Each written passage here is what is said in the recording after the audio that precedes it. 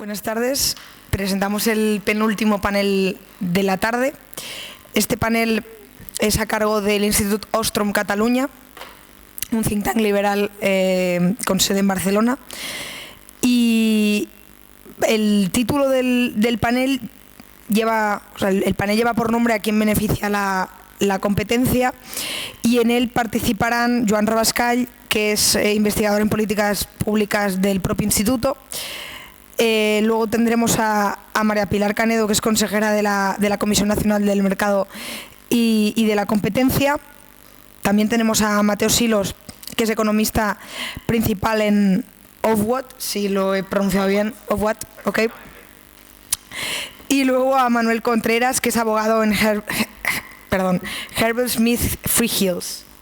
¿Bien? Perfecto. Bueno, pues nada más, la palabra es vuestra, ya sabéis que al final tendréis tiempo para hacer preguntas y muchísimas gracias por venir.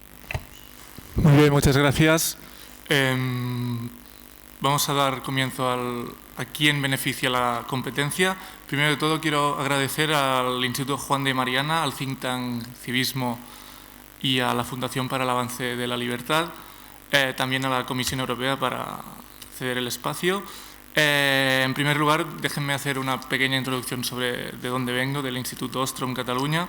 Es un think tank independiente nacido en 2016, con sede en Barcelona, y está comprometido con los derechos civiles, las sociedades abiertas, las instituciones inclusivas, la economía de libre mercado, y tiene vocación de incidir tanto en la opinión pública como en el regulador, ¿no? Siempre decimos que es como un puente entre el mundo académico, la sociedad civil y los gestores públicos para incrementar el progreso de la sociedad. Una de nuestras prioridades en estos últimos años y que hemos intentado trasladar a nuestro plan de acción a través de informes académicos, conferencias, difusión en redes sociales y medios de comunicación es avanzar hacia una regulación eficiente e inteligente. Pensamos en taxistas, notarios, estancos, farmacias, ferroviarias, colegios profesionales, pero también en el sector energético y hotelero, en las telecomunicaciones y en la distribución de carburantes e incluso la falta de acceso al mercado de capitales más allá de los bancos. A menudo estos colectivos o gremios critican una supuesta competencia desleal cuando deberían hablar de competencia eficiente, o un intrusismo laboral, concepto que curiosamente en la Wikipedia solo recoge en su versión en castellano y catalán. Os voy a tirar una serie de titulares para que veáis de qué estamos hablando. El Consejo de Colegios de Veterinaria está dispuesto a denunciar a todo odontólogo, podólogo, médico o fisioterapeuta que aplique sus conocimientos en animales. El exjugador del Fútbol Club Barcelona, Xavi Hernández, no puede dirigir equipos profesionales porque no dispone del diploma profesional o la licencia UEFA Pro. Los empresarios del sector y el Gobierno regional de Gijón trabajan para la elaboración de un programa formativo que certifique los tiradores de sidra. La Comunidad de Madrid exigirá un título a los entrenadores y monitores de gimnasios. Y por último, tenemos la DGT, que obligará a los estudiantes a recibir un mínimo de 8 horas de formación presencial para obtener el carnet de conducir. Estos son solo algunos ejemplos de titulares de los últimos años que demuestran el nivel obsceno de las barreras legales a la competencia en nuestro país. La captura regulatoria supone una de las principales responsables del nulo crecimiento de la productividad, la baja innovación empresarial y la pobre creación de ocupación. Para tratar algunos de estas cuestiones y temas y sobre todo visibilizar la importancia de introducir reformas procompetitivas en nuestro país, hoy contamos con un panel de lujo que ya os han presentado. Por una banda está María Pilar Canedo, que es consejera de la CNMC, Mateo Silos, economista principal en Ofwat, y Manuel Contreras, abogado de Herbert Smith Freehills. Empecemos pues por una pregunta general y poco a poco vamos concretando. La primera tanda de preguntas sería: ¿a quién beneficia la competencia? ¿Por qué una agenda de reformas procompetitivas sería positiva para España y Europa? ¿Y qué papel deben jugar el sector público y las autoridades reguladoras para promoverla? Tenéis 5 minutos por cabeza, así que como queráis. Pues tú dices, Joan, ¿quién empieza? ¿Empiezo yo? Sí. Bueno, pues esto le doy... Sí. Aquí, así. Ok, vale. Pues nada, en primer lugar, muchísimas gracias a los organizadores, en particular al Instituto Ostrom, por haberme invitado a estar hoy aquí. Es un placer estar con todos vosotros y poder hablar de este tema que es apasionante, porque la competencia, los mercados competitivos, las reformas para promover y defender los mercados competitivos son fundamentales. ¿A quién beneficia la competencia? Pues beneficia a la sociedad, nos beneficia a todos porque es una fuente formidable de aumentar el bienestar. Actúa de distintas maneras sobre nuestro bienestar. Por un lado, facilita beneficios a corto plazo para los consumidores en la forma de menores precios, mayor calidad, mayor variedad, pero sobre todo el efecto de la competencia se nota en términos de productividad a medio y a largo plazo. La competencia actúa en la productividad de distintas maneras. Por un lado, favorece los mecanismos de selección darwinista de empresas, mediante los cuales empresas relativamente eficientes expulsan a empresas relativamente eficientes del mercado o a proveedores. Por otro lado, fuerza a los proveedores a acercarse a la frontera tecnológica presente, eliminando lo que los economistas denominan ineficiencia productiva. Y también hace que esa frontera tecnológica avance a lo largo del tiempo, es decir, fomenta la innovación. Por eso la competencia es tan importante en términos de crecimiento económico, de nivel de vida y de bienestar. La evidencia en favor de esta tesis, de que la competencia es fuente de bienestar, es apabullante. No voy a cubrirla porque no tengo mucho tiempo. Me gusta centrarme mucho en el ejemplo de un país. Mucha gente habla de Dinamarca y sí que es cierto que tiene muchas virtudes en términos institucionales, pero a mí me gusta hablar de Australia. Australia era un país que a principios del siglo XX era el país más productivo del mundo.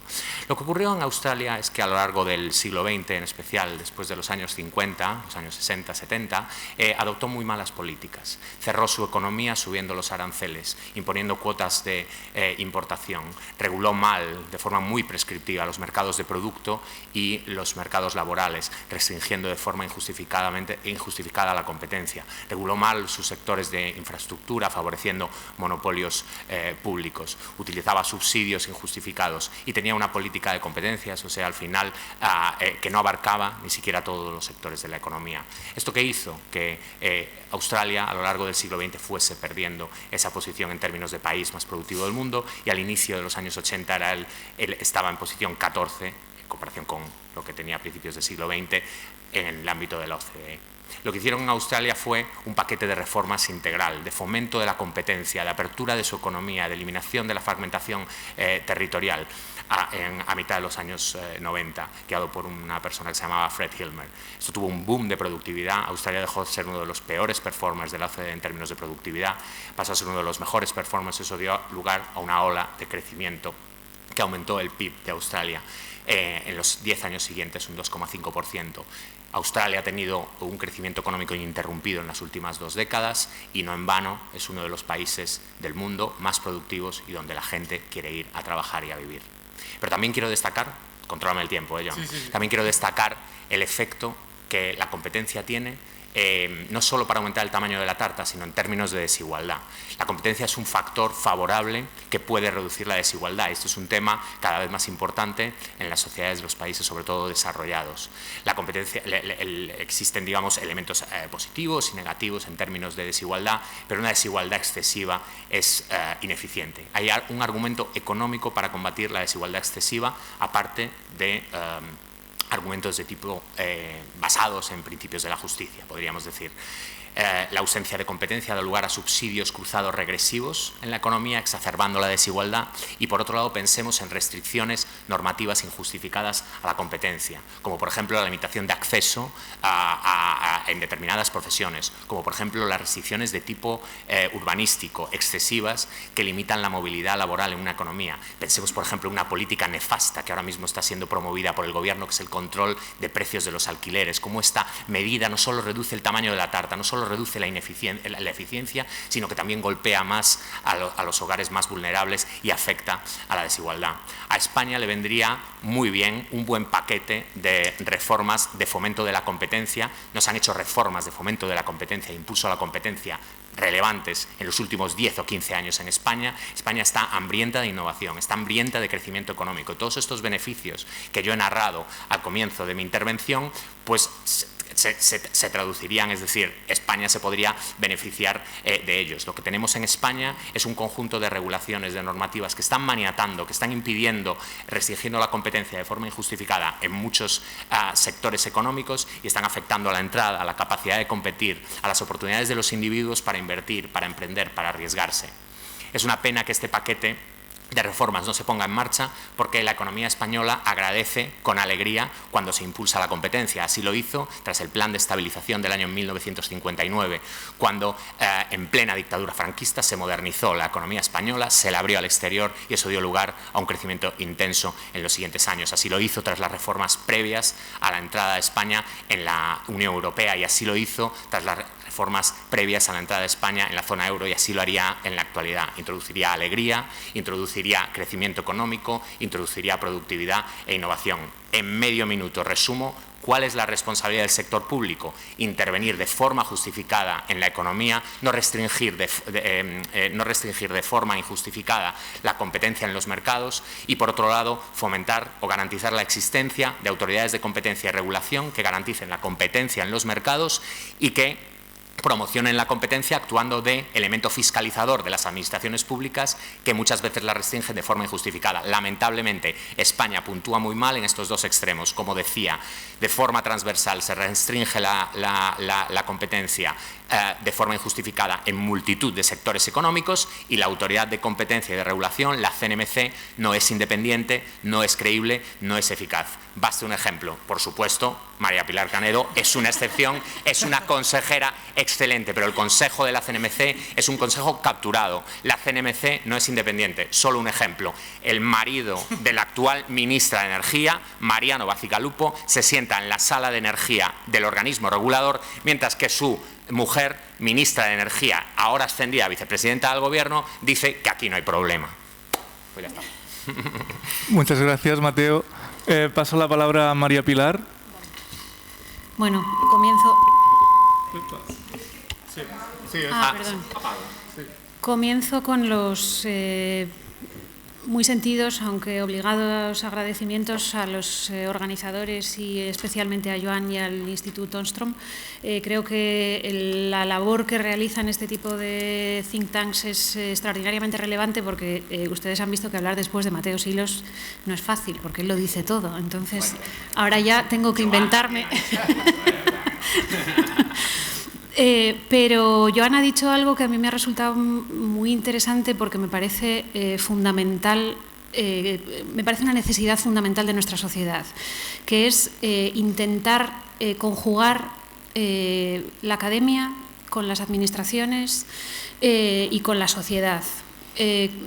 Evidentemente coincido al 100% con las valoraciones que ha realizado Mateo sobre las ventajas que la competencia genera en la sociedad. Es evidente que genera innovación y que genera competitividad en la economía. Él creo que no ha mencionado la creación de empleo, pero creo que es algo muy positivo también de la competencia y desde luego yo soy una firme convencida de que la competencia lo que es una política social, es una de las más eficaces políticas sociales, fundamentalmente porque cuando existe competencia las personas que tienen menor acceso a determinados productos y servicios pueden acceder precisamente en mejores condiciones, a veces pueden acceder, que de otra manera no sería posible, y desde luego pueden acceder en mejores condiciones tanto de calidad como de precio y eso creo que es algo muy relevante que afecta a muchos ámbitos de la aplicación de la normativa de competencia, pero creo que especialmente a la aplicación de la normativa de competencia en la contratación pública. Creo que en muchas sociedades de nuestro entorno, pero desde luego en la nuestra, es lamentablemente muy habitual que no se genere competencia en las contrataciones públicas por una concepción generalizada que ha habido tradicionalmente de que el dinero público no es de nadie, cosa que incluso ha dicho alguna persona muy relevante últimamente. Y el dinero público es de todos, pero creo que uno de los grandes problemas es que todos no somos conscientes de que cuando existe competencia quienes salimos beneficiados somos nosotros mismos. Creo que lo que existe es una extraordinaria captura de los reguladores que claramente hay que revertir y creo que para revertirla resulta absolutamente imprescindible la labor que realizan entidades como el Instituto, básicamente porque yo estoy convencida de que muchas veces lo que sucede es que quienes tienen que tomar decisiones toman decisiones contrarias a la competencia convencidos de que eso les genera ventaja en su propio interés, que básicamente puede querer decir que va a ser más fácil para ellos ganar elecciones en las futuras que existan. Y entonces creo que resulta imprescindible que convenzamos a la sociedad de que el interés de los grandes operadores o el interés de los operadores o el interés de los incumbentes es totalmente contrario al interés que tienen los ciudadanos. Entonces, si consiguiéramos que los políticos tomen las decisiones para ganar las elecciones, pero en favor del interés general en lugar de en favor de los operadores incumbentes, pues creo que habríamos conseguido un objetivo muy relevante y creo que entonces muy posiblemente la competencia estaría más desarrollada en nuestra sociedad. ¿Cuál es el papel que juegan las administraciones? Pues yo estoy totalmente de acuerdo con lo que ha dicho Mateo también, de cuál es el papel que deben jugar las administraciones. Creo que las administraciones tienen que poner, como dice la Constitución española, el interés general por encima de cualquier interés particular. Lo que sucede es que, lamentablemente, esto es algo que sucede en algunas ocasiones, pero no en todas las ocasiones. Y yo traía algunos ejemplos de actuaciones de las administraciones en las que esa ponderación de los distintos intereses en conflicto pues se puede poner en tela de juicio. Me ha hecho gracia porque Joan ha utilizado un ejemplo que yo pensaba utilizar, pero voy a darle una vuelta. Él ha hablado de la normativa que en este momento se está planteando en España sobre autoescuelas. Y efectivamente, como ha dicho Joan, la DGT en este momento está planteando establecer la obligación de que los estudiantes realicen 8 horas de clase presenciales que no tienen ni siquiera vinculación con el examen de acceso al permiso de conducción, con un objetivo de sensibilización que muy posiblemente se podría alcanzar de una forma mucho menos restrictiva para la competencia, y en una sociedad digitalizada como la que tenemos en este momento, restringir el acceso a los operadores que pueden realizar esa sensibilización de formas alternativas, pues evidentemente parece poco necesario y no proporcional. Pero es que además en esa regulación se plantea otra cuestión que a mí me parece todavía más sangrante, que es que cuando un estudiante ha realizado el examen para acceder al permiso de conducir y ha suspendido, esta normativa establece que el estudiante tenga que hacer por obligación 5 horas de clases prácticas antes de volver a presentarse al examen.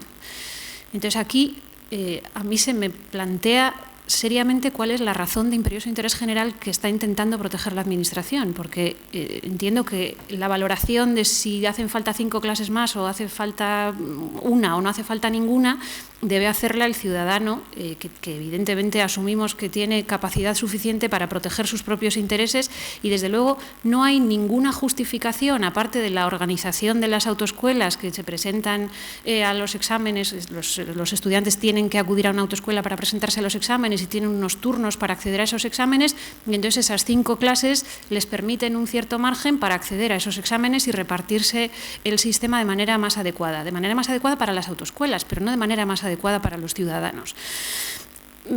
Me venía a colación otro ejemplo, que son las licitaciones informáticas, y aquí voy a un ejemplo de un caso de la CNMC, resuelto por la CNMC, en que un grupo importante de operadores económicos se había puesto de acuerdo para alterar el funcionamiento de las licitaciones de programas informáticos para muchas administraciones en España muy relevantes, el Ministerio de Economía, la Hacienda, la Seguridad Social. En ese expediente se pone de manifiesto que la Administración estaba participando de alguna manera en ese reparto de mercado, de forma que la Administración, en forma de los funcionarios, les indicaba a las empresas cómo consideraba razonable que se hiciera el reparto de mercado, aparte de cómo se diseñaban los pliegos de licitación para que los adjudicatarios fueran las empresas que de antemano se habían considerado más interesantes.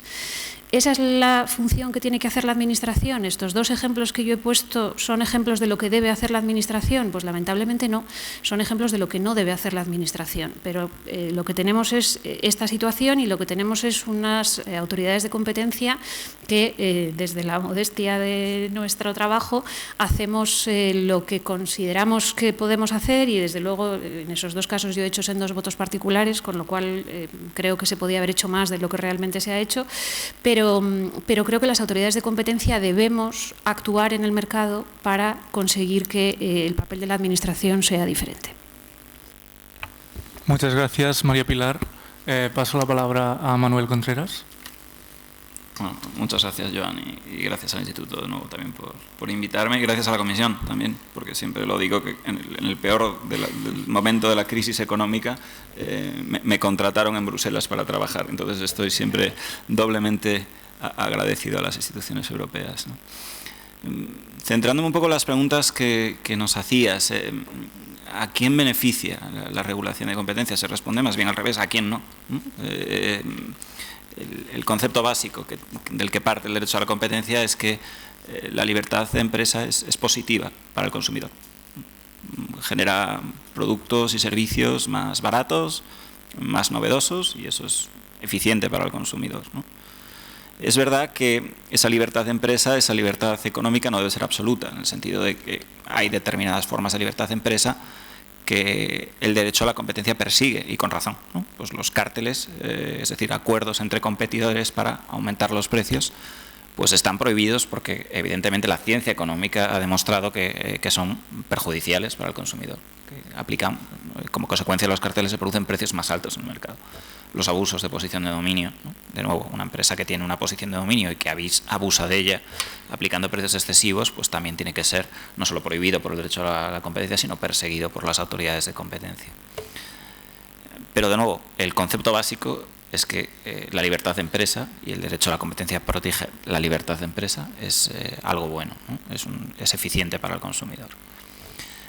Respecto a la segunda pregunta, es decir, ¿es positiva una agenda de reformas basada en el derecho a la competencia? Creo que el derecho a la competencia tiene una ventaja, que es que emplea conceptos muy lógicos o de lógica económica a la hora de regular, ¿no? Es decir, está de alguna manera libre de cierta injerencia política de la que a veces pecan nuestros reguladores. Entonces, digamos que no es fácil atraer el derecho a la competencia a una determinada familia política. El derecho a la competencia no protege la igualdad absoluta y radical, ¿no? Protege el proceso competitivo, porque el proceso competitivo genera eficiencias, pero no protege al competidor. De la misma manera, el derecho a la competencia persigue los excesos en el poder, derivados de las situaciones privilegiadas o de las posiciones de dominio, como hablaba antes, ¿no? Entonces, esta situación de centro radical, de alguna manera, pues le permite de alguna manera situarse a la hora de regular desde una perspectiva neutra, ¿no? De centro radical, de alguna manera, y le permite abordar los problemas regulatorios desde principios de lógica económica que creo que no tienen todas las ramas, ¿no? Y en cuanto al papel que debe tener el regulador, creo que hay dos, ¿no? Uno es evidentemente perseguir las conductas que se consideran más nocivas desde el punto de vista del derecho a la competencia. Pilar ha mencionado varias, ¿no? Pero de nuevo, los cárteles, los abusos de posición de dominio, porque tiene un doble efecto, ¿no? Evidentemente las empresas responsables de esa conducta se ven afectadas en la forma de una sanción, el daño reputacional, etcétera, pero también en el mercado se hace, digamos, una autorregulación. Es decir, yo recuerdo cuando empecé en el derecho a la competencia en el año 2007, fue cuando entró la nueva ley en vigor, la CNMC empezó a hacer inspecciones sorpresa, sacó adelante el programa de clemencia, la CNMC llevó a cabo una actuación pues casi espídica, ¿no? Estaba constantemente en las portadas de los periódicos, y eso tuvo un efecto para el resto de las empresas, en el sentido de que se pusieron en marcha programas de cumplimiento, todos empezaron a ver qué está pasando en mi casa, ¿no? Y ahora pues puede estar pasando algo parecido también con la prohibición de contratar de la Administración, con el incremento de las multas a directivos que participan en este tipo de sanciones. Así que creo que la labor del regulador debe ser de perseguir estas conductas que son las más nocivas y también acercar el derecho a la competencia a las instituciones en la forma de regulación procompetitiva y también al ciudadano para que entienda de alguna manera la importancia real de estas cuestiones. Muy bien, muchas gracias. Pasamos al segundo bloque de preguntas. Serían, ¿qué entendemos por regulación inteligente? ¿Por qué resulta importante para conseguir un funcionamiento de la economía más alineado con el interés general? ¿Y qué impacto tiene la digitalización en este nuevo contexto regulatorio? Si quieres empezar. Aquí.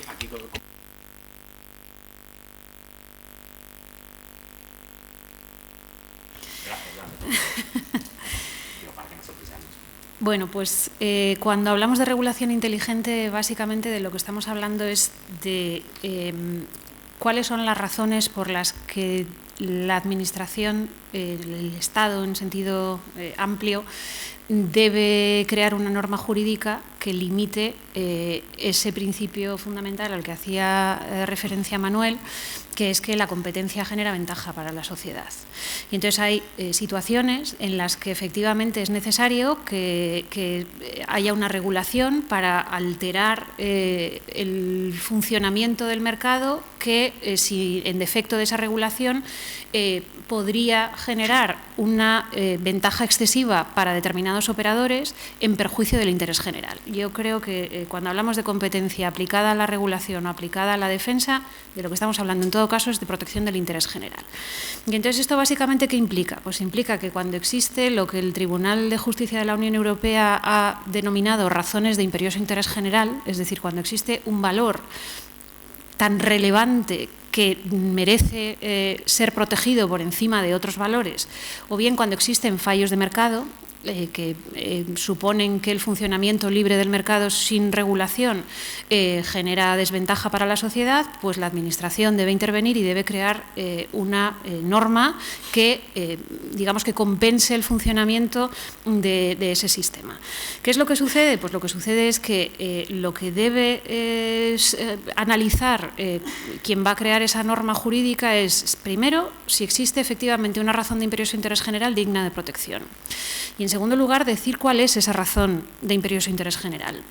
Y es muy importante que diga, y que nosotros no tengamos que sobreentender cuál es esa razón de imperioso interés general, fundamentalmente porque si dice cuál es esa razón de imperioso interés general y establece unas limitaciones para conseguirla, podremos realizar un análisis de cuál es el nexo de causalidad entre lo que se pretende proteger y lo que se ha hecho para hacerlo. Y de esa manera podremos verificar si la limitación que se está estableciendo en la competencia es necesaria para conseguir esa razón de imperioso interés general y si, de entre todas las medidas posibles que se pueden plantear o se pueden idear para conseguir la protección de esa razón de imperioso interés general, la que se decide, aquella por la que ha optado el legislador, es la menos restrictiva de la competencia, porque partimos de la realidad, de la base, de que la competencia lo que genera es ventaja para ese interés general. ¿Por qué resulta importante conseguir que el funcionamiento de la economía esté alineado con el interés general? Pues lógicamente porque lo que tenemos es que proteger el interés público, pero fundamentalmente porque a lo que nos enfrentamos en un tanto por ciento muy relevante de casos es a que la realidad cambia de manera rápida, cada vez más rápida posiblemente debido a los cambios tecnológicos y debido a los cambios sociales, y lo que tenemos en muchas ocasiones, en un número excesivamente relevante de situaciones, son inercias. Me voy a la referencia de los taxis frente a las VTCs.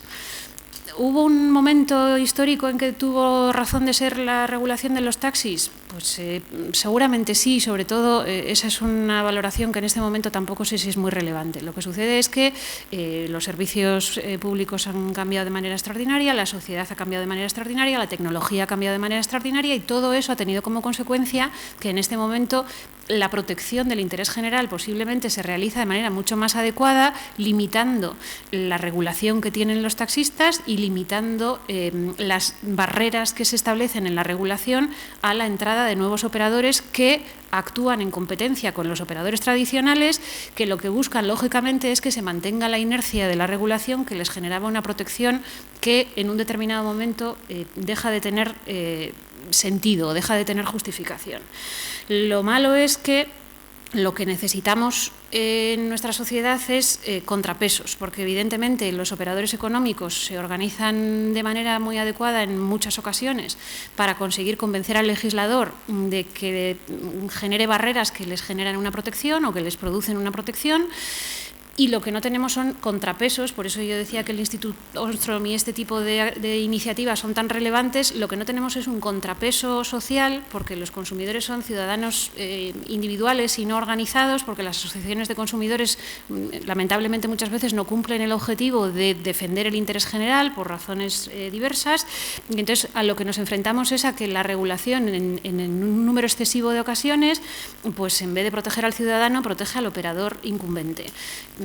Puedo referirme, por hablar de cosas próximas a mi profesión, de la normativa que tenemos en este momento sobre abogados y procuradores, sobre medicamentos, y me puedo referir a la modificación de la ley de contratos que se realizó en el día de ayer sobre los contratos menores. Asumiendo una directiva de la Unión Europea, se había establecido una limitación para el uso de los contratos menores por parte de las administraciones, que básicamente limitaba la posibilidad que tienen las administraciones de dar contratos sin un procedimiento adecuado a empresas, lo cual puede generar una vinculación con la corrupción, y en lugar de ir en esa dirección de cada vez buscar más transparencia y cada vez buscar mayor apertura, pues lo que realizó ayer el legislador es dar marcha atrás a la regulación previa y permitir a las administraciones que den contratos menores sin necesidad de que haya 3 ofertas y que además no haya ninguna limitación de dar contratos menores al mismo operador durante todo el año.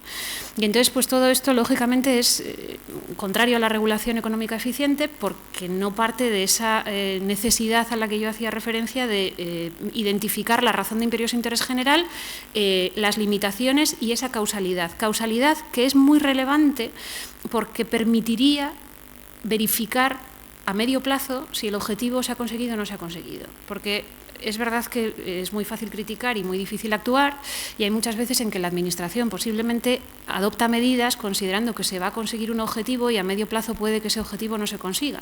Pero si ni siquiera se ha identificado cuál es el objetivo que se pretendía, pues entonces no cabrá realizar una evaluación a medio plazo y entonces nos enfrentaremos a esa situación muy negativa para el interés general.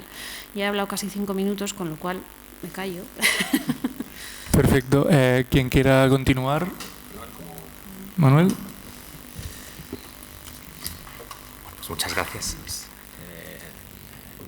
Sí, bueno, pues como decía, aparte de lo que ha comentado Pilar, que estoy de acuerdo con otros principios, digamos, estamos claros que para definir lo que es Smart Regulation, regulación inteligente, pues está bien poner determinados principios, ¿no? Efectivamente que haya un fallo de mercado que justifique, es decir, que por ejemplo, imaginaos que restringimos la competencia, pues que eso sea necesario para un fallo de mercado, que utilicemos la mínima distorsión. Añadiría a lo mejor algún otro principio, como pues que la regulación se elabora de forma transparente para que haya más contestabilidad intelectual, que sea en cierto modo predecible, ¿no? Lo que vemos es que muchas veces las regulaciones pues cambian constantemente y eso introduce incertidumbre, eso limita la entrada en los mercados y básicamente, digamos, que no sea excesivamente compleja. Vemos en España cómo se utiliza la complejidad de la normativa y de la regulación como una barrera de entrada. El sector eléctrico es un caso bien claro. Las viviendas turísticas, no sé si os habéis adentrado en esta regulación,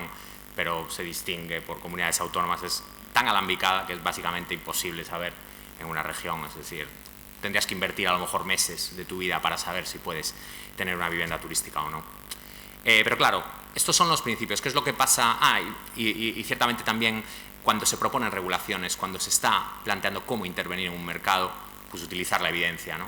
Y vemos ejemplos recientes en el gobierno actual, en otros gobiernos que básicamente proponen regulaciones o intervenciones en respuesta a una petición de un lobby sin que haya ningún tipo de análisis del impacto de esa medida en cuanto a los objetivos. Pero yo quería ver que esto, digamos, es el ideal, pero vayamos a la realidad. En la realidad lo que vemos es que las regulaciones en muchas ocasiones no están vinculadas a un fallo de mercado, son favorecidas por aquellos productores incumbentes en un sector determinado y vemos cómo estas regulaciones benefician, en último término, a esos reguladores y no a la ciudadanía. Este es el caso de la captura regulatoria que comentaba Pilar. ¿Por qué ocurre la captura regulatoria? Lo resumiré. Básicamente ocurre normalmente porque los productores son un menor número, se pueden organizar mejor.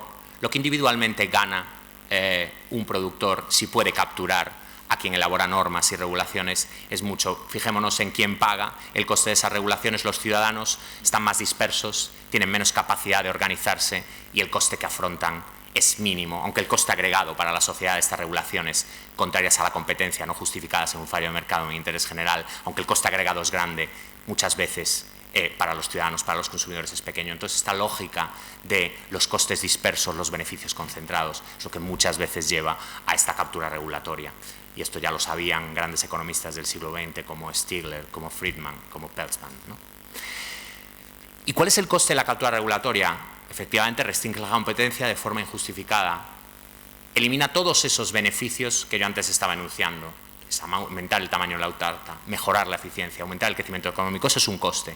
Otro coste son todos los recursos que se malgastan en este lobby anticompetitivo, ¿no? Cuando van los taxistas a hacer lobby al Ministerio de Fomento, cuando va el sector eléctrico a la CNMC para que haga regulaciones favorables o para que no inicie un expediente, por ejemplo, o cuando van a otros ministerios, porque al final los ministerios son lobbies que actúan en favor de estos incumbentes que últimamente se benefician, que en último término se benefician de estas regulaciones. Efectivamente, todos esos son recursos gastados para la sociedad que podríamos destinar a otros fines mejores. También generan privilegios injustificados, afectan a la equidad, como decía antes.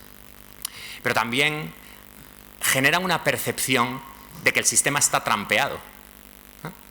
Porque efectivamente son privilegios injustificados, muchas veces normativos. Entonces el ciudadano dice, oiga, esta regulación favorece a los taxistas, oiga, esta regulación favorece al sector eléctrico, oiga, esta regulación favorece a los docentes y a los rectores universitarios, oiga, esta regulación favorece a otros ejemplos, ¿no? A los procuradores, o podríamos coger innumerables ejemplos. Esto resquebraja la confianza de los ciudadanos en las instituciones, esta captura regulatoria. Es un gran coste, porque refuerza la sensación o el rechazo de la economía de mercado entre la ciudadanía y da las opciones extremas al populismo al final, porque al final, ¿qué hace el populismo?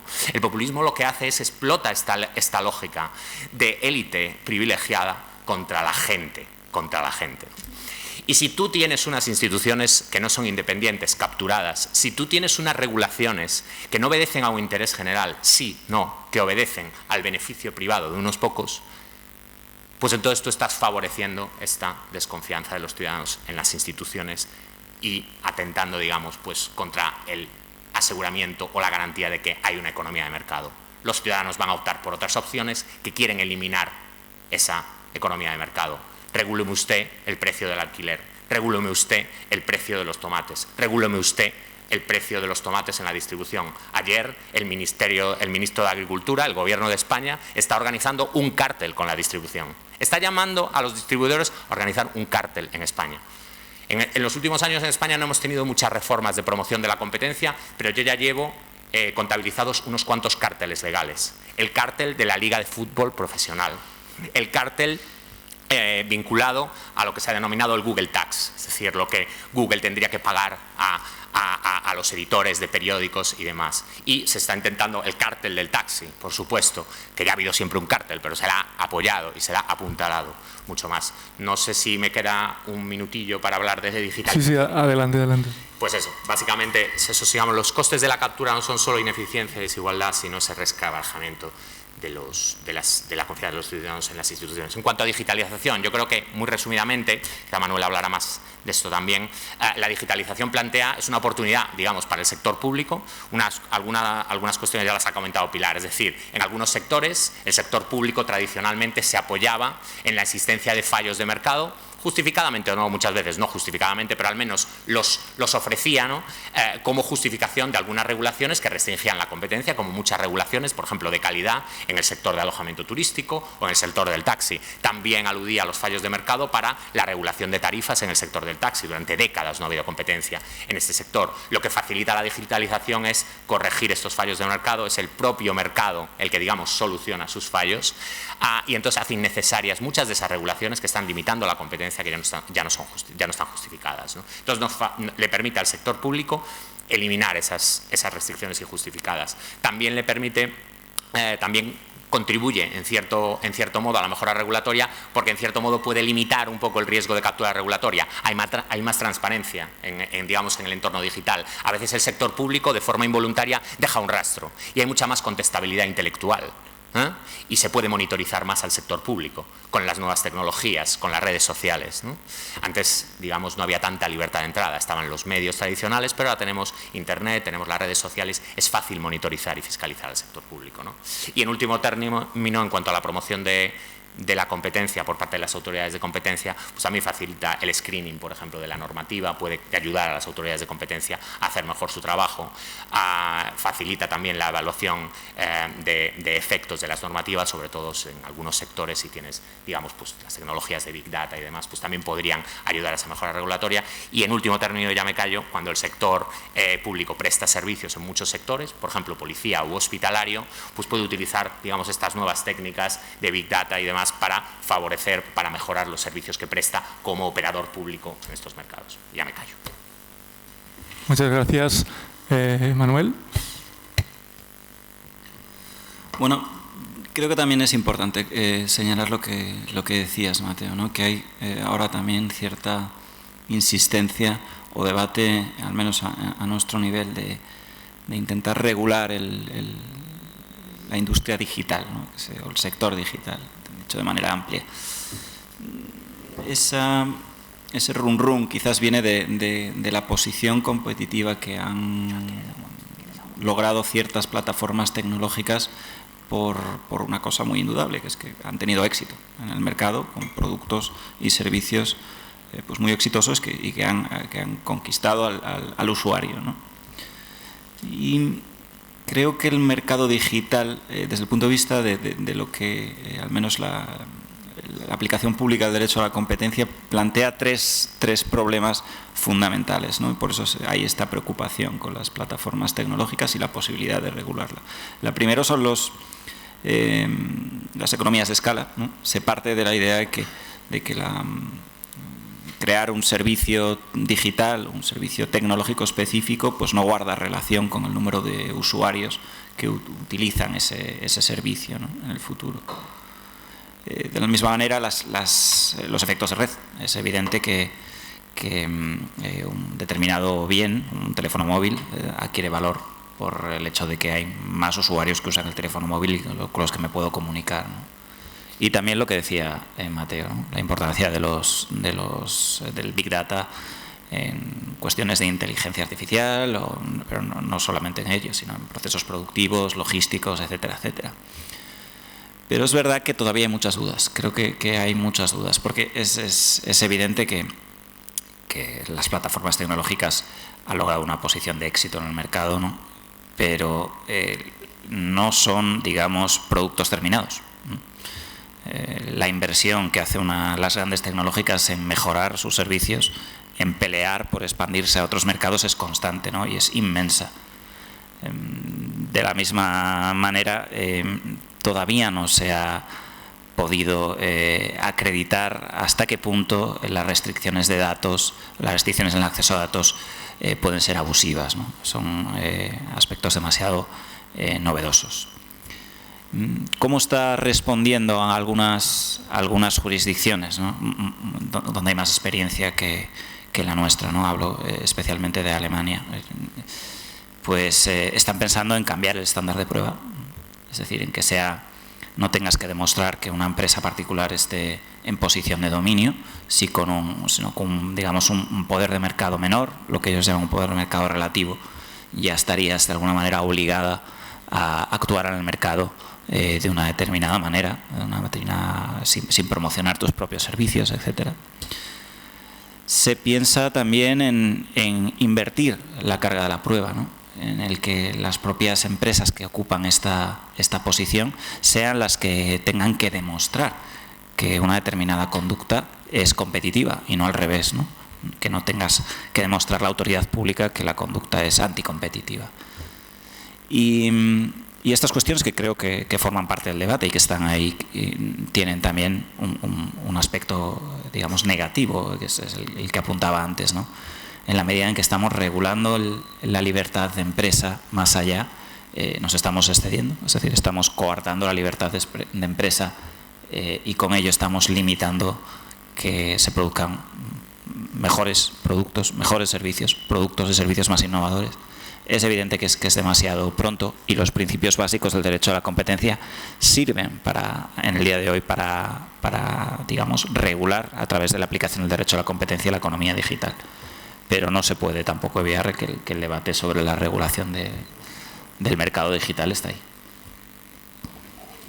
Muy bien, pues la última pregunta sería: ¿qué sectores consideráis que necesitan con mayor urgencia más intensidad competitiva en el mercado y por qué? Creo que voy yo el primero y con razón, pero yo creo que todos, en el sentido de que el derecho a la competencia, de nuevo, protege la eficiencia económica. Y como tal, ¿qué sector económico puede vivir sin eficiencia económica y acreditar al mismo tiempo que está protegiendo al consumidor y al usuario, ¿no? Entonces, todos requieren emplear los conceptos básicos del derecho a la competencia para pensar cómo se regula un sector, ¿no? Respecto a la digitalización, porque creo que es lo que nos interesaba más, de nuevo, no existe una solución única. Las soluciones que se están poniendo encima de la mesa son válidas, creo que para jurisdicciones que han avanzado mucho en la investigación del mercado digital. Alemania es una de ellas, ¿no? La principal. Es decir, cuando se prohíbe a una determinada plataforma con un poder de mercado relativo ofrecer servicios preferenciales, tengo mis dudas de si eso realmente responde al análisis económico que defiende el derecho a la competencia.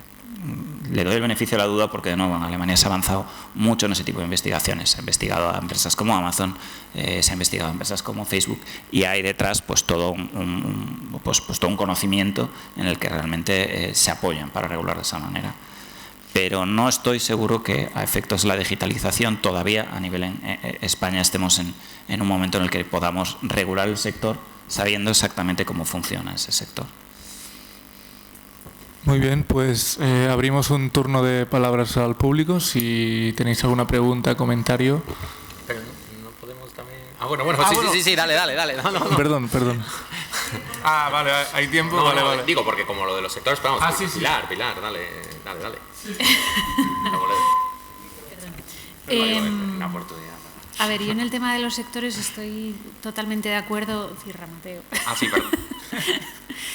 Estoy totalmente de acuerdo en que la digitalización y las nuevas tecnologías, que no sé si ya son nuevas o no son nuevas, pero el uso de algoritmos, los contratos inteligentes, creo que todo este tipo de cuestiones genera una serie de retos que van más allá del derecho de la competencia, evidentemente, que es un poco lo que decía Manuel, que yo creo que hay una vinculación que no es clara, sino más bien difusa con otros valores de protección de los consumidores, una diferencia muy acusada entre el poder que tienen los distintos operadores que actúan en el mercado, y nuevamente yo creo que nos enfrentamos a una situación de falta absoluta de cultura por parte de la sociedad de las implicaciones que tiene las decisiones que realiza, porque todos utilizamos WhatsApp. Yo creo que se acordarán de esa aplicación que se publicó hace poco tiempo que te hacía viejo, o sea, que tú te hacías una fotografía y de repente te enseñaba cómo ibas a ser dentro de no sé cuántos años. La cesión de datos que estás haciendo gracias a eso es absolutamente extraordinaria, pero la gente sigue haciéndose la foto tonta para verse como es viejo, porque otra cosa es que me digas, no, es que vas a obtener una extraordinaria ventaja. No vas a obtener ninguna ventaja más que la tontería de verte más viejo, y a pesar de todo estás cediendo una cantidad de datos impresionante, porque no hablamos de la rumba esta que pasa los planos de tu casa no se sabe a quién. Es decir, yo creo que hay muchas implicaciones. Lo que pasa es que hay un elemento muy importante, que es que la tecnología nos hace la vida mucho más fácil.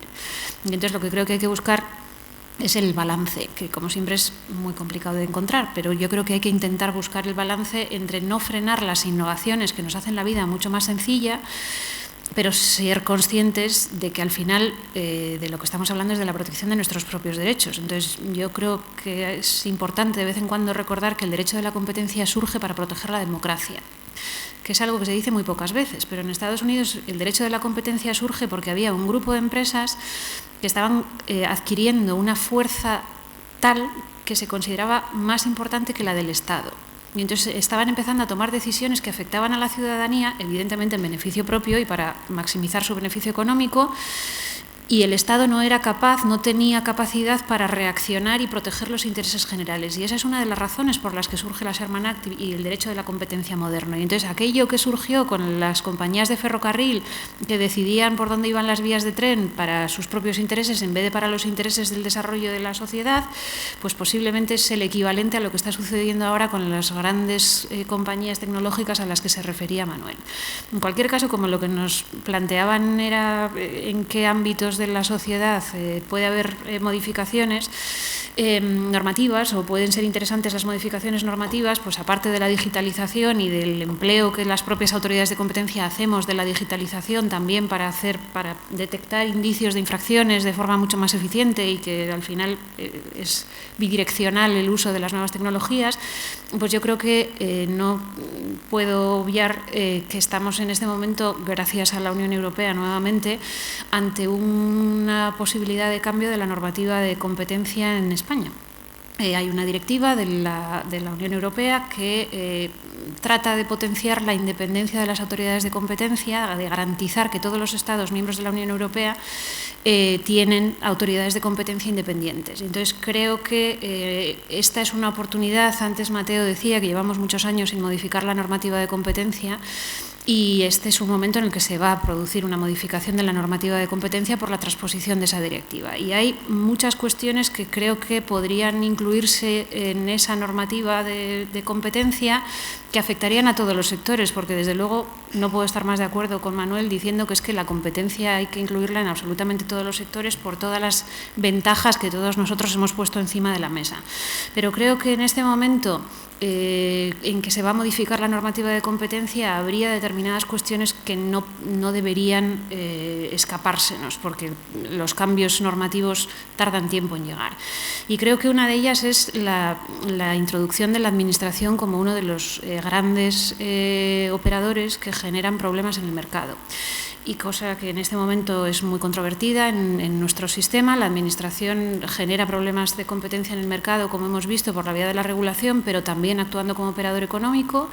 Y, sin embargo, pues hay una tendencia importante a no incluirla en los expedientes de competencia y creo que eso es algo que sería relevante introducir expresamente, como ya se ha hecho en muchos países del mundo.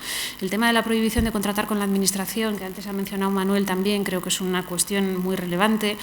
Conseguir una defensa letrada independiente, conseguir una autoridad de competencia independiente, en mi opinión, es uno de los objetivos más importantes por el carácter transversal que tiene la autoridad de competencia, que en nuestro sistema se ocupa de todos los sectores, con lo cual, asumiendo que habría que hacer modificaciones en muchos sectores, creo que la modificación y la mejora en la actuación de quien controla los mercados pues sería algo muy relevante. Creo que tenemos un problema muy claro de neutralidad competitiva en el ordenamiento jurídico español y creo que este sería uno de los grandes cambios que deberían realizarse en este momento.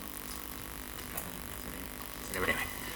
Sí, bueno, en primer lugar, en cuanto a la carta a los Reyes Magos, ¿no? De los sectores, son tantos que podríamos dedicar 2 días a hablar de todos los sectores en los cuales hay problemas de competencia, fundamentalmente por la actuación, por la intervención de las administraciones públicas que la están restringiendo de forma injustificada. Por ejemplo, uno muy importante en términos de lo que significa para el crecimiento económico y el bienestar y la igualdad de oportunidades en España es el sector universitario. La regulación que hay en España de las universidades es una tormenta perfecta de restricciones injustificadas a la competencia. Básicamente las universidades compiten por los estudiantes, por los docentes y por los fondos. Pues bien, deberían, competir. En España no compiten en nada de esto. Entonces lo que tenemos pues son los resultados, ¿no? que vemos, es decir, pues que las universidades españolas no son demasiado buenas en el ámbito internacional, vemos que no son tampoco muy eficientes, que no prestan, que hay un mismatch de demanda y oferta de skills en España, en parte porque las universidades no están disciplinadas por la competencia, entonces no se adaptan bien a la demanda, endogamia. Este es el resultado de unos servicios de peor calidad. Otro ámbito también muy importante en términos de crecimiento económico y de igualdad es el urbanismo, ¿no? El urbanismo español lo diría en términos un poco así más coloquiales, es como un sistema soviético, ¿no? Es decir, los mecanismos de mercado para asignar suelo en España, cero. Es decir, no actúa el mercado, es básicamente un planificador central, los ayuntamientos, que en gran medida, evidentemente todas las administraciones están ahí, pero los ayuntamientos, digamos, pues determinan cómo hay que asignar suelo, ¿no? Y básicamente como el ayuntamiento es el planificador central y donde pongas la raya en el urbanismo, pues tiene un cierto impacto en el valor, pues un subproducto, digamos, del urbanismo ajeno al mercado en España no solo es menor ineficiencia, ¿no? Es la corrupción generalizada que vemos en las administraciones urbanísticas en España, ¿no? En cuanto también a su efecto, el efecto de estas restricciones en términos de desigualdad, pues lo comentaba, es decir, pues lo que hacen estas restricciones es impedir básicamente, por ejemplo, hay literatura en Estados Unidos, impedir que los individuos que están en regiones relativamente pobres, menos productivas, pues se desplacen a regiones pues más productivas y más ricas, ¿no? Entonces afecta de este modo a la igualdad de oportunidades. Voy a ir muy rápido con los otros, no me voy a extender tanto, pero serían sectores, digamos, de transporte, tanto transporte en autobús, sistema de monopolios concesionales en España. Yo puedo utilizar la competencia para ir de Madrid a París, pero sin embargo tengo que utilizar un monopolio, Alsa, para ir de Madrid a La Coruña, ¿no? Es decir, no hay un interés general, podríamos tener open access, podríamos tener libertad de entrada en ese servicio. Ahora el benchmark competitivo es BlaBlaCar, que es lo único que ha disciplinado un poco a los monopolios del autobús. No tenemos competencia en el transporte de viajeros por ferrocarril, podríamos tenerla desde hace un montón de años. No tenemos competencia muy escasa en el transporte de mercancías por ferrocarril, transporte urbano, ya no quiero hablar del taxi. Cuando estaba en la CNMC estimé el coste que causaba a los ciudadanos, como estas restricciones están absolutamente injustificadas. Podríamos entrar en otros sectores, distribución comercial, sector eléctrico, farmacias, multitud de sectores, producción de medicamentos, mayoristas. Es decir, no tengo tiempo para analizar en detalle todas las restricciones. Así que voy a dedicar solo un minuto, y ya os prometo que ya dejo de hablar, a reformas de tipo general, y eran las que estaba comentando Pilar, porque es muy importante no solo que las administraciones públicas hagan bien su trabajo, sino que haya autoridades de competencia y regulación que lo hagan bien, ¿no? No solo que garanticen a través del enforcement la competencia en los mercados, sino que actúen de fiscalizador de las administraciones públicas, ¿no? Y esto en España no ocurre porque la CNMC no es independiente y no es eficaz, y es una de las mayores operaciones de rent seeking que ha habido en la historia económica contemporánea de España, ¿no? Entonces, salvo la excepción de Pilar Canedo, que es una consejera excelente, básicamente el resto del Consejo es un Consejo que levanta el teléfono para ver lo que tiene que hacer, y levanta el teléfono o a una llamada de algún ministro o ministra o alguna llamada de alguna empresa, de algún proveedor, ¿no? Es básicamente cómo funciona la CNMC. Entonces yo creo que habría que adoptar, en línea con lo que comentaba Pilar, porque claro, ¿cuál ha sido el producto de la CNMC? O sea, vemos algunos indicadores, no solo que Mariano Bacigalupo sea el marido de la actual ministra de Energía y vicepresidente del Gobierno. También había otro caso, Fernando Torremocha se sentaba al mismo tiempo en el Consejo de la CNMC, al mismo tiempo que formaba parte de la Junta Directiva del Partido Popular, ¿no? Entonces lo que vemos es que la CNMC como encarna ese capitalismo clientelar que está resquebrajando nuestras instituciones. Entonces, habría que facilitar una mayor independencia en el nombramiento de consejeros en estas autoridades a través de distintos sistemas mejores que el que existe en la actualidad. Habría que dotar a esta autoridad de una mayor independencia a la hora de gestionar sus recursos, a la hora de gestionar los recursos que tiene, digamos, por el Estado, a la hora de blindar su presupuesto, porque claro, como el presupuesto de la CNMC depende del Ministerio de Hacienda de turno, pues evidentemente el Ministro de Hacienda diga, oye, como no hagas eso, te voy a bajar el presupuesto un rato, ¿no? Entonces esto puede ocurrir en España, entonces habría que blindar también el presupuesto de la CNMC y hacer que rinda más cuentas, porque la CNMC no rinde cuentas también por el sistema político que tenemos en España. El presidente de la CNMC va de vez en cuando a José María Marín Quemadas, todavía el actual, está en interinidad, tenía que haber dejado de ser presidente hace unos meses, pero vamos, está en interinidad, pues va al Parlamento y básicamente eso es un aplauso, muy bien. Es decir, no hay ni fiscalización por parte del Parlamento ni rendición de cuentas por parte de la CNMC. Las multas que está poniendo la CNMC son bajísimas, ¿no? Entonces, esto responde al hecho de que es un organismo no independiente, capturado, que responde a los intereses de determinados grupos de presión y no está alineado con el interés general de la ciudadanía.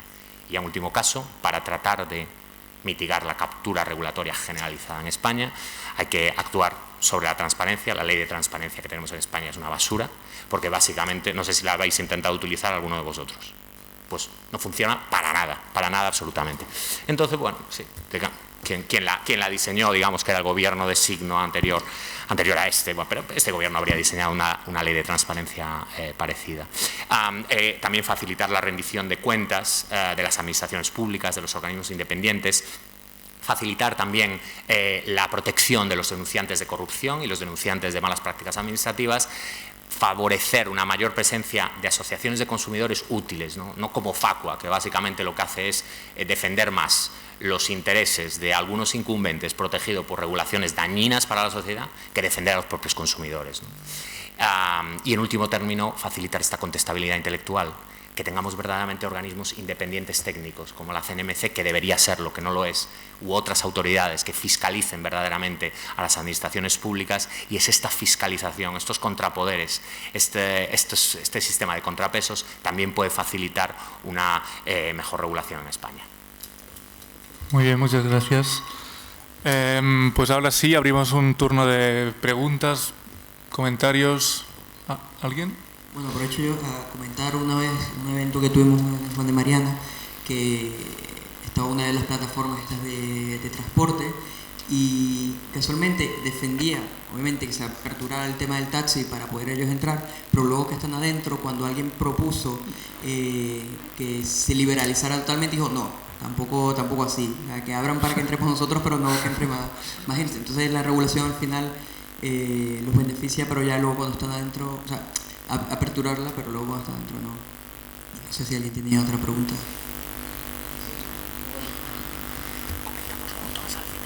Sí, bueno, yo les felicito por la intervención. Muy interesante todos los temas que habéis tratado. Yo voy sobre todo a lo que es a la cultura de competencia, ¿no? O sea, la Comisión Nacional de Competencia tiene la obligación de promover la competencia, ¿no?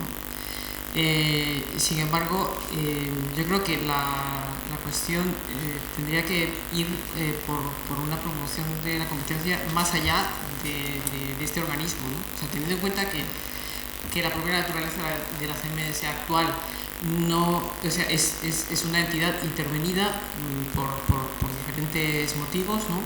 Entonces, esto tendría que ser cuestión de orden público, ¿no? Tenemos que los ciudadanos tienen lo que es las normas que da la Unión Europea, está la directiva CN+, la directiva de los whistleblowers, pues, los que tienen que hacer denuncias, canalizar las denuncias. Está ahora, ya se han aprobado, ya se han dictado. Sin embargo, aquí no es materia de conocimiento público. Entonces, ¿qué opináis vosotros, ¿no? ¿Dónde tendría que estar, ¿no? Quizás, yo qué sé, ¿no? Pedir fondos al Banco Mundial, ¿no? Ya que no hay, por parte de aquí en España, no hay una cultura, o sea, no hay unas autoridades que haya esta propuesta y una propuesta en serio, ¿no? Porque la situación es bastante complicada, ¿no? Tenemos que hay ahora mismo las plataformas a nivel internacional que están copando el mercado, ¿no? O sea, tenemos que las economías, la economía china y la economía norteamericana concentran las principales plataformas y en este sentido están afectando al mercado en general, ¿no? Modificando considerablemente el mercado, y por otro lado el tema en concreto en España, ¿no? Entonces, ¿qué opináis? ¿Cómo se promovería la cultura de competencia? Gracias. ¿Quién quiera? Bueno, no, Pilar, si quieres.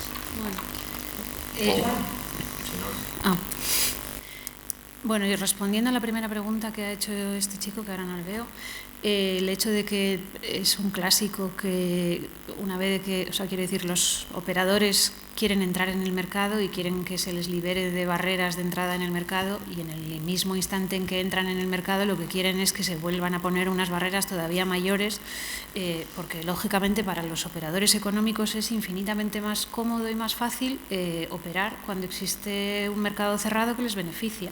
Entonces, cuando están fuera lo que quieren es entrar y quieren que desaparezcan las barreras, y es perfectamente comprensible desde una perspectiva humana que en el momento en que han conseguido entrar lo que quieren es tener el mismo beneficio que tenían los anteriores y obtener el mismo rendimiento. Eso es comprensible. Lo que no es comprensible es que la administración lo permita. Entonces, el problema no es de los operadores que quieran beneficiarse del sistema, eso es comprensible. Lo que no es comprensible es que la administración establezca normas que permitan que eso sea así. Y respecto de qué hacer para promover la cultura de competencia, la verdad es que yo creo que es posiblemente una de las cuestiones más complejas de responder, fundamentalmente porque yo creo que no podemos ser miopes pensando que las instituciones funcionan de manera inadecuada, pero que la sociedad funciona muy bien. Yo creo que las instituciones son reflejo de la sociedad en una gran medida. Y creo que vivimos en una sociedad en la que pues tenemos una percepción social de que hacer trampas es de personas inteligentes y cumplir la regulación es de pringaos.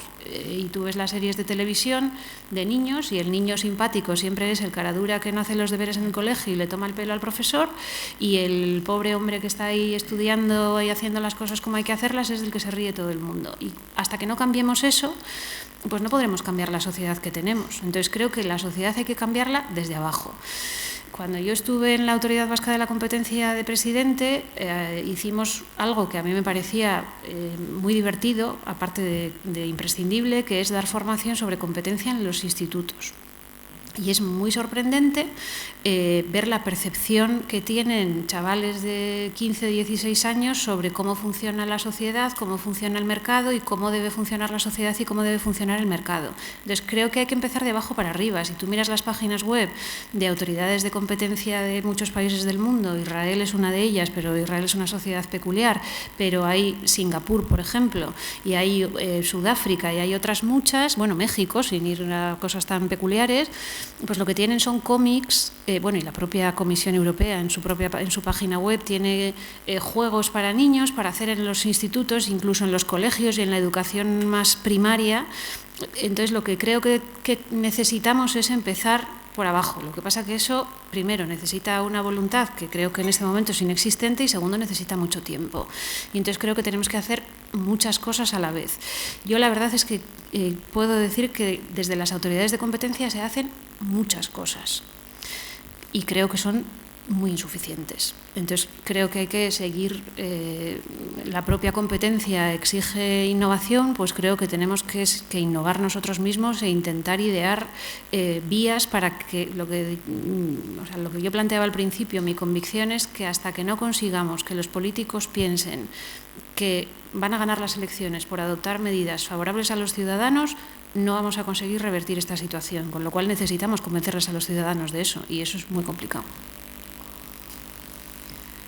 Primero, enhorabuena por todo lo que habéis aportado. La verdad es que es súper útil y vamos a tenerlo en cuenta, tanto nosotros en la Fundación para el Avance de la Libertad como nuestros colegas de los demás institutos con los que hemos organizado esta jornada.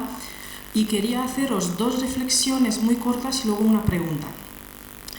La primera reflexión me vino en mente cuando comentaba María Pilar el ejemplo de que era necesario pues, que hubiera un organismo regulador de la competencia, porque las grandes empresas ferroviarias pues habían decidido que iban a montar la vía del ferrocarril por un lado y no por otro, en beneficio de sus intereses económicos, sino en beneficio de la sociedad.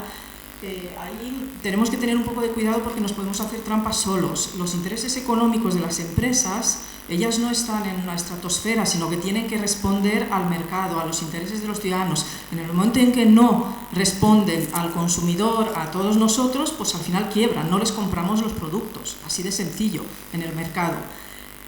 si ese papel lo trasladamos totalmente al Estado, monopolizando, por ejemplo, pues siguiendo con el ejemplo del ferrocarril o del transporte en general, pues nos encontramos que en España quien decide dónde se va a poner el primer AVE, pues que se pone a Sevilla, aunque no tenía ninguna razón de ser económica, en vez de a Barcelona, que era lo lógico, pues es el presidente de gobierno. Entonces, tenemos que buscar ahí el equilibrio de garantizar. Yo creo que la Comisión ahí tiene un papel fundamental siempre y cuando, como apunta Mateo, es independiente, cosa que ahora no es, porque claro, el Estado es parte y árbitro en esto. Entonces, tenemos que diferenciar cómo podemos nosotros, desde los institutos, desde las fundaciones, es decir, desde la sociedad civil, incidir en eso con éxito. Es decir, hacer ver al regulador, hacer ver a los políticos que este es el camino que tenemos que tomar. Y luego, por otro lado, también os invito un poco a una reflexión de que muchas veces estamos un poco comprando el discurso del interés general, cuando el interés general no es más que multitud de intereses individuales que convergen, divergen en un espacio, en un tiempo. Y eso es lo que parece que el regulador está perdiendo muchísimo y no tiene en cuenta, por lo menos en los últimos años. Entonces, la pregunta, por si queréis que la repita, o bueno, ya la tenéis clara, me gustaría una respuesta corta de cada uno de vosotros. Como queréis. ¿Yo? Como tú quieras. Yo voy a responder igual. No esperaba menos. Bueno, estoy completamente de acuerdo. Es decir, una cosa es un monopolio legal, ¿no?, donde el Estado decide con determinado bien o servicio, pues solo lo explota el propio Estado o una entidad que el Estado designa. Y otra cosa es una empresa que ha adquirido una posición de éxito en el mercado por ofrecer un determinado bien o servicio. En este sentido, y vuelvo a lo que decía antes, ¿no?, a veces hay una percepción de las plataformas tecnológicas son una suerte de monopolios legales y que es imposible moverlas, ¿no?, y que han dejado de combatir para quedarse ahí en nuestras vidas para siempre. Y la experiencia no prueba eso, ¿no? Yo no sé si os acordáis de MySpace en el año 2006, ¿no? La plataforma tecnológica que deja de competir, que deja de luchar por mejores bienes y servicios, que deja de invertir, se muere. O que se equivoca en una decisión comercial, se muere. Entonces, la cantidad de inversión que las plataformas tecnológicas hacen para continuar expandiendo de manera exitosa a otros bienes y servicios es la que nos permite hacer dudar que exactamente sean monopolios de la manera tradicional, en el sentido de que tengan asignado un mercado y vivan tranquilamente al margen de la competencia. En mi experiencia eso no es así, así que me parece una reflexión muy acertada. Sí, con respecto a las intervenciones. Estábamos hablando del caso de un cártel. Estamos hablando de un cártel, una serie de empresas se ponen de acuerdo para no competir, es decir, para dañar a la sociedad. Entonces ahí la política de competencia tiene que actuar penalizando eso. Es el caso de las empresas estas, bueno, el caso a lo mejor que montó la CNMC, ignoro, pero lo del ferrocarril es básicamente, o sea, estamos hablando de un cártel de empresa, entonces la política de competencia tiene que penalizar esas conductas. Esas empresas no van a quebrar, porque precisamente constituyen un monopolio y los ciudadanos le tienen que comprar, o sea, no van a quebrar. Si formas un cártel y no hay autoridad de competencia, evidentemente puede con el tiempo haber cambio tecnológico, es decir, pero el cártel va a explotar a los ciudadanos. Entonces es bueno que las autoridades de competencia le pongan una buena sanción disuasoria. Algo que no hace la CNMC. La CNMC no pone sanciones disuasorias, pero a los cárteles hay que perseguirlos. No tienen que ser unos cárteles públicos, es decir, un cártel privado causa daño, causa mucho daño. Y entonces hay que perseguirlo. En cuanto al interés general, cuando se habla de interés general se habla de un fallo de mercado. Entonces, determinadas regulaciones pueden estar justificadas en un fallo de mercado. Y debe haberlas. Es cierto que hay otras que no están justificadas, pero cuando hacemos referencias a un interés general es que confiamos en que el sector público puede mejorar el resultado del mercado. Y eso, por ejemplo, un caso bien claro son los impuestos de tipo pigouviano para corregir una externalidad. O, por ejemplo, poner un peaje en la Ciudad de Madrid sería una especie de impuesto pigouviano. Ahí hay un fallo de mercado, el sector público puede solucionarlo con una medida justificada. Es decir, la intervención del sector público ha de estar justificada. Pero no vale, o sea, quiero decir, no vale no es que no valga, es decir, que hacer esa referencia a que el interés general es algo disperso, cuando hablamos de interés general, es decir, que es que si el mercado lo hace bien, deja al mercado, pero si el mercado falla, el sector público en determinadas circunstancias puede mejorar al mercado. Y bueno, las otras ya las que no tenemos tiempo. Una pregunta, ¿puedes dar un ejemplo de oligopolio en el cual debe intervenir el Estado para...? La autoridad de competencia, que la autoridad de competencia, supongamos que los generadores eléctricos en España se ponen de acuerdo para subir el precio un 20%. Espero que la autoridad de competencia actúe. ¿Por qué tiene que actuar en este caso la autoridad de competencia? Pues porque hay barreras de entrada en este mercado, los operadores se están coordinando para elevar los precios, entonces si nadie interviene, los consumidores pagarán un 20% más por la electricidad de lo que pagarían si tuviese una autoridad de competencia. Por eso la política de competencia llevada a cabo por una autoridad independiente y eficaz es buenísima para los ciudadanos. Como decía Pilar, es una de las mejores políticas públicas que hay, porque además, lo que yo destacaba antes, no solo tiene un efecto en términos de eficiencia, tiene un efecto en términos de equidad. Y en realidad hay muy pocas políticas que tengan este efecto sin tener además un dead weight loss, porque normalmente las políticas que tenemos para hacer redistribución, los impuestos y demás, pues que efectivamente tienen que existir, el gasto público es lo que utilizamos para redistribuir, al poner un impuesto siempre generas un dead weight loss. Sin embargo, con la política de competencia, pues no tienes ese dead weight loss, aumentas la eficiencia, aumentas la equidad. La política de competencia es tan formidable como la política de inversión en educación, que eleva nuestro capital humano, nuestro crecimiento económico y por otro lado fomenta la igualdad de oportunidades y favorece la igualdad.